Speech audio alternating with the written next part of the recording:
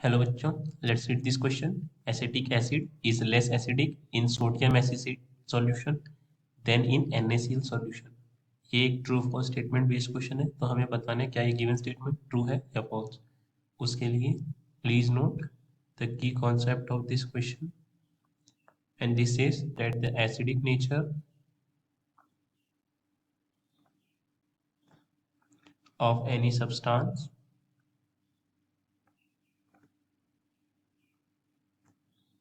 is due to number of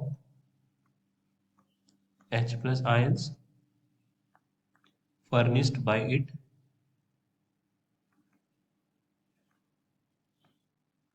in solution. So let's say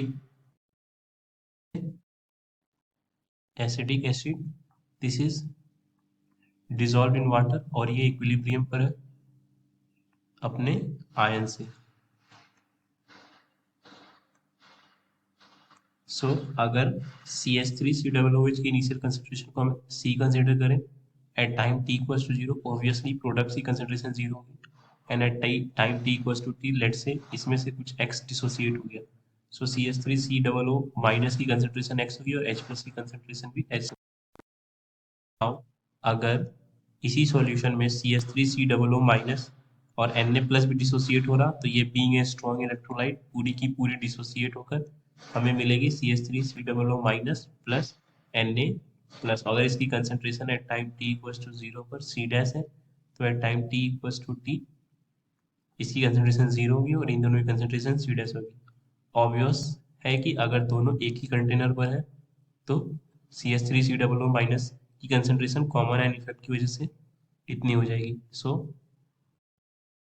so Leach एटेलियर्स principal से हमें पता है कि अगर कोई भी इफेक्ट हम पोजीशन पर देते हैं तो रिएक्शन हमेशा उस डायरेक्शन में शिफ्ट होती है ताकि उस इफेक्ट को नलिफाई कर सके. सिंस हमने यहाँ पर एक्स्ट्रा CH3COO माइनस को डिसॉल्व करा है, तो इसकी वजह से यहाँ पर जो X कंसेंट्रेशन होना चाहिए था ये हो गया X प्लस C डैश.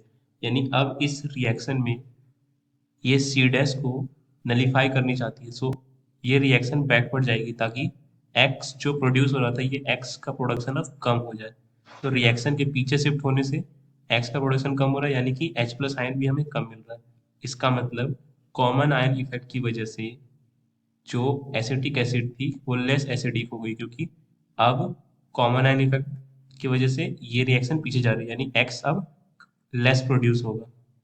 तो इसका मतलब एसिडिक स्ट्रेंथ घट जाएगी, क्योंकि acidic strength is directly proportional to the concentration of H plus ions in the solution. Acetic acid को अगर सिर्फ NaCl सॉल्यूशन में डिसॉल्व करते तो यहाँ पर कोई भी कॉमन आयन नहीं आता, यानी H प्लस का कंसंट्रेशन X ही रहता.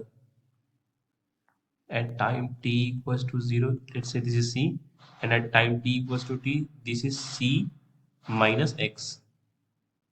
सो कंसंट्रेशन X ही होता, कॉमन एन इफेक्ट की वजह से ये कंसंट्रेशन X कुछ समय बाद घटता नहीं. So the given statement is true, that is acetic acid is less acidic in sodium acetate solution than NaCl solution. So the given statement is true. I hope आपको ये कॉन्सेप्ट समझ आया students. Thank you.